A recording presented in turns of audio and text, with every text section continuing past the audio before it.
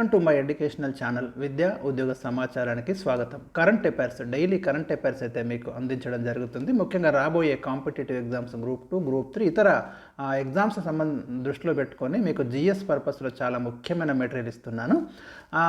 ఈ ఛానల్ని తప్పకుండా మీరు సబ్స్క్రైబ్ చేయండి. అదేవిధంగా మీకు వాట్సాప్ గ్రూప్ లింక్ నేను కామెంట్ సెక్షన్లో పెట్టడం జరిగింది, దాంట్లో కూడా జాయిన్ కండి. మీకు ముఖ్యంగా కరెంట్ అఫైర్స్ పీడిఎఫ్లు అయితే అప్లోడ్ చేయడం అనేది జరుగుతుంది. ఇవాళ మనకి ఒక ఇంపార్టెంట్ క్వశ్చన్స్ అయితే చూద్దాము. ఫస్ట్ క్వశ్చన్ ఇక్కడ చూడండి మీరు, లెబనాన్ రాజధాని ఏది? ఆన్సర్ వచ్చేసి మీకు బీరూట్ అండి, లెబనాన్ రాజధాని. ఎందుకు అంటే మీకు ఒకవైపు ఇజ్రాయెల్ కానివ్వండి, అదేవిధంగా లెబనాన్ కానివ్వండి, మరోవైపు ఇరాన్ కూడా మీకు ఈ మూడు దేశాల మధ్య ఒక తీవ్రమైన ఉద్రిక్త పరిస్థితులు ఉన్నాయి ప్రజెంట్ సిచ్యువేషన్లో. ఎందుకంటే ఇజ్రాయెల్కి పాలస్తీనాకి మధ్య జరుగుతున్న పోరులు, హమాస్తో జరుగుతున్నటువంటి పోరులు, ముఖ్యంగా ఈ లెబనాన్లో ఉండే హెజ్బుల్లా అనే ఒక ఉగ్రవాద సంస్థ మరి ఇజ్రాయెల్ మీద అటాక్ చేయడము, తర్వాత హెజ్బుల్లాను మరి ఇక్కడ ఇజ్రాయెల్ టార్గెట్ చేయడము, ఇరాన్లో కూడా రీసెంట్గా హమాస్ ముఖ్యమైన నేత చనిపోవడము, అలాంటి పరిస్థితులు ఇరాన్ కూడా ఇజ్రాయెల్ మీద కాలు దువ్వడము, ఒక పశ్చిమాసియా మొత్తం కూడా అట్టుడికిపోతుంది. ఆ సందర్భాన్ని దృష్టిలో పెట్టుకొని వార్తలలో ఉన్న కంట్రీ కాబట్టి మీకు దీన్ని ఇవ్వడం జరిగింది. అడుగుతాడు, లెబనాన్ రాజధాని బీరూట్ మీకు ఇజ్రాయెల్కి దగ్గర పక్కనే వస్తుంది. అండ్ నెక్స్ట్ క్వశ్చన్, హెజ్బుల్లా సంస్థ ఏ దేశానికి చెందింది? హెజ్బుల్లా లెబనాన్కి చెందిందండి. ఈ హెజ్బుల్లా వారే మరి ఇజ్రాయెల్ మీద అటాక్ చేసినారని ఇప్పుడు ఇజ్రాయెల్ అయితే హెజ్బుల్లా మీద ప్రతీకారం తీర్చుకోవడానికి చూస్తుంది. ఇది లెబనాన్కి చెందిన షియా ఇస్లామిస్ట్ మిలిటెంట్ గ్రూపు. అక్కడ రాజకీయ పార్టీగా దీనికి గుర్తింపు ఉంది. 1992లో ఇది ఏర్పడింది. వెరీ ఇంపార్టెంట్, ఇలాంటి సంస్థలు వార్తల్లోకి వస్తే ఖచ్చితంగా అది ఏ దేశానికి చెందింది, ఎప్పుడు ఏర్పడ్డది, దాని ప్రత్యేకత, ఇవన్నీ చదవండి. నెక్స్ట్ క్వశ్చన్, ఇటీవల ఇరాన్లోని టెహ్రాన్లో హత్యకు గురైన హమాస్ అగ్రనేత ఎవరు? ఇస్మాయిల్ హనియాన్ అయితే మరి ఇక్కడ చనిపోవడం జరిగింది టెహ్రాన్లో. మరి దీనికి ఇది ఇజ్రాయెలే చేసిందని ఒకవైపు ఇరాన్ ఆరోపిస్తుంది. సో ఇరాన్ ఇజ్రాయెల్ మీద ప్రతీకార దాడికి రెడీ అవుతున్నట్టు మనకు వార్తలు వస్తున్నాయి. కాబట్టి ఇలాంటి ముఖ్యమైన సంఘటన జరిగినప్పుడు మీరు ఫోకస్ చేయండి. అతను టెహ్రాన్ అనేది ఇరాన్కి రాజధాని అండి. సో అక్కడ ఇస్మాయిల్ హనియా చనిపోవడం జరిగింది. హమాస్కు చెందినటువంటి ముఖ్యమైన చీఫ్ ఇతను. సో అది మరి ఇజ్రాయెలే చేసింది అని చెప్పి ఇరాన్ అయితే ఆరోపిస్తుంది. ఇంకా పూర్తిగా ఆధారాలు అయితే మనకి లేవు. కానీ ఇరాన్ మాత్రం ఇజ్రాయెల్ మీద ప్రతీకారానికి సిద్ధమవుతుంది. దానికి తోడు అమెరికా ఇజ్రాయెల్కి సపోర్ట్ చేస్తుంది. ఇక్కడ ఇవన్నీ కూడా ప్రపంచ రాజకీయాలు రోజు రోజుకి మారిపోతున్నాయి. పశ్చిమాసియాలో ఎప్పుడేం జరుగుతుందో తెలియనటువంటి పరిస్థితిని మనం ఇక్కడ గమనించవచ్చు. అండ్ నెక్స్ట్ క్వశ్చన్, ఇరాన్ నూతన అధ్యక్షుడు ఎవరు? మసూద్ పెజెష్కియాన్ అండి. జూలై 30, 2024న మరి ఇరాన్ యొక్క నూతన అధ్యక్షుడిగా మసూద్ పెజెష్కియాన్ అయితే ప్రమాణ స్వీకారం చేయడం జరిగింది. అదే రోజు హనియా చనిపోవడం జరిగింది టెహ్రాన్లో. ఈ రెండు సంఘటనలు మనం చూడాలి. నెక్స్ట్ క్వశ్చన్, హమాస్ వ్యవస్థాపకుడు ఎవరు? అహ్మద్ యాసిన్. హమాస్ పాలస్తీనా విమోచనానికి మరి పాలస్తీనా సపరేట్ అంటే పాలస్తీనా గుర్తింపు కోసమో పాలస్తీనా ఉనికి కోసమో ఫైట్ చేస్తున్నటువంటి ఒక సంస్థ. దాని వ్యవస్థాపకుడు అహ్మద్ యాసిన్. ఇప్పుడు ఇజ్రాయెల్ వర్సెస్ హమాస్గా ఈ పోరు అనేది మారింది.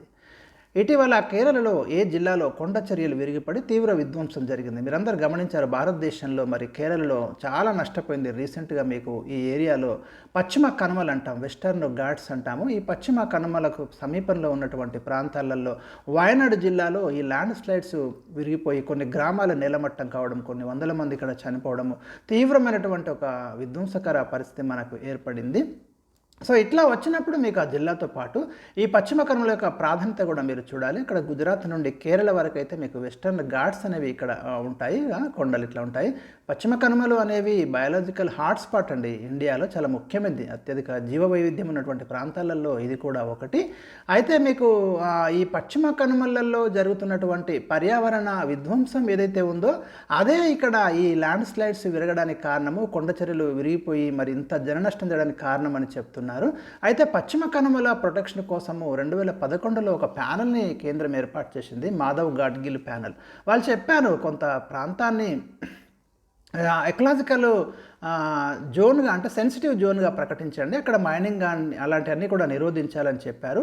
తర్వాత ఈ మాధవ్ గాడ్గిల్ ప్యానల్ రిపోర్ట్ను అధ్యయనం చేయడానికి కస్తూర్ రంగన్ కమిటీ నేషన్లు వాళ్ళు కూడా చెప్పిండ్రు 37% ప్రాంతాన్ని ఎకలాజికల్ సెన్సిటివ్ జోన్గా ప్రకటించి అక్కడ మానవ కార్యకలాపాలు మైనింగ్ కావచ్చు ఇతరత్ర పనులు కనుక మనం నిరోధిస్తే ఇలాంటి విధ్వంసాలు జరగవు, పశ్చిమ కనుమలలో ఉన్నటువంటి జీవ వైవిధ్యాన్ని కూడా మనం బయోడైవర్సిటీని కూడా ప్రొటెక్ట్ చేయొచ్చు అని చెప్పడం జరిగింది. సో మరి అవి ఆ మైనింగ్ ఆకపోవడము అలాంటి కారణాల వల్ల ఇవాళ తీవ్రమైనటువంటి విధ్వంసం అయితే వయనాడ్ జిల్లాలో జరిగింది. సో వెరీ వెరీ ఇంపార్టెంట్ అండి కేరళని మనము స్పైస్ గార్డెన్ ఆఫ్ ఇండియా అంటాం. Next 7th question. ఇటీవల మరణించిన మాజీ క్రికెటర్ మరియు కోచ్ ఎవరు? అంశుమన్ గైక్వాడ్ జూలై 30న 2024న చనిపోవడం జరిగింది. ప్రముఖ క్రికెటరు అండ్ కోచ్ కూడా. ఇటీవల యూపీఎస్సీ చైర్మన్గా ఎవరు నియమితులయ్యారు? ప్రీతి సూదన్ అండి. మనోజ్ సోని రాజీనామా తర్వాత రాష్ట్రపతి మరి కొత్త యూపీఎస్సీ చైర్మన్ అయితే నియమించడం జరిగింది. యూపీఎస్సీ అనేది భారతదేశంలో అత్యున్నత సివిల్ సర్వీసెస్ లాంటి ఉద్యోగాలను భర్తీ చేసే ఒక రాజ్యాంగబద్ధమైన సంస్థ. 1926లో లీ కమిషన్ సిఫార్సుల మేరకు యూనియన్ పబ్లిక్ సర్వీస్ కమిషన్ అనేది ఏర్పడింది. రాజ్యాంగంలోని 14వ భాగంలో మీకు 315 నుంచి 323 ఆర్టికల్స్ ఈ యూపీఎస్సీ గురించి వివరిస్తాయి. యూపీఎస్సీకి మొట్టమొదటి చైర్మన్గా పనిచేసిన వ్యక్తి రాస్ బార్కర్. గతంలో ఒకసారి ప్రశ్న అడిగాడు, చూసుకోండి, వెరీ వెరీ ఇంపార్టెంట్. ప్రస్తుతం కేరళ ముఖ్యమంత్రి, ఎందుకంటే వార్తల్లోకి వచ్చింది కాబట్టి స్టేట్కి ముఖ్యమంత్రి పినరై విజయన్. నెక్స్ట్, మొస్సాద్ ఏ దేశానికి చెందిన గూఢాచార సంస్థ అని ఉండాలి. ఇక్కడ గూఢచార సంస్థ, నో ప్రాబ్లం, సీక్రెట్ ఏజెన్సీ. ఈ మొస్సాద్ అనే సీక్రెట్ ఏజెన్సీ ఇజ్రాయెల్ దేశానికి చెందిందండి. ఎందుకంటే ప్రపంచంలో ఉన్నటువంటి అత్యంత పవర్ఫుల్ సీక్రెట్ ఏజెన్సీలలో లేదా ఇంటెలిజెన్స్ ఏజెన్సీలలో మొస్సాద్ తర్వాతనే మిగతాయని చెప్పుకోవచ్చు మనం. ఎందుకంటే శత్రువు ఏ దేశంలో ఏ మూలన దాక్కున్నా కూడా వేటాడి మట్టు పెట్టడంలో మొస్సాద్ ఒక చాలా ఆపరేషన్స్ కండక్ట్ చేసింది.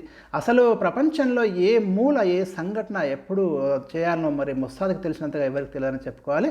అలాంటి ఒక పటిష్టమైన నెట్వర్క్ ఉన్నటువంటి ఇంటెలిజెన్స్ సంస్థ మొస్సాద్, ఇజ్రాయెల్కి చెందినటువంటి గూఢచార సంస్థ. రీసెంట్గా మీకు ఇరాన్లో జరిగినటువంటి హనియే వెనుక కూడా మొస్సాద్ ఉంది అని పలువురు అయితే అనుమానిస్తున్నారు. అంటే మనం దాని పవర్ ఏంటనేది అర్థం చేసుకోవచ్చు. ఇంకా ఆయా దేశాలకు ఉన్నటువంటి ఇంటెలిజెన్స్ ఏజెన్సీలు కొన్ని ఇక్కడ ఇచ్చాను నేను. సెంట్రల్ ఇంటెలిజెన్స్ ఏజెన్సీ, ఇది యూఎస్ఏకు చెందింది. ఐఎస్ఐ ఇంటర్ సర్వీసెస్ ఇంటెలిజెన్స్ పాకిస్తాన్కి చెందింది. రీసెర్చ్ అండ్ అనాలిసిస్ వింగ్ ఇండియాకు చెందినటువంటి సంస్థ. అండ్ నెక్స్ట్ క్వశ్చన్, ఇజ్రాయెల్ రాజధాని ఏది? Tel Aviv. సో ఇవి ఈరోజు ఉన్నటువంటి క్వశ్చన్స్. మిగతాయి మీకు నెక్స్ట్ వీడియోలో అందిస్తాను. మరి వీడియోను లైక్ చేయండి, షేర్ చేయండి, మీ కామెంట్స్ని నాకు తెలియజేయండి.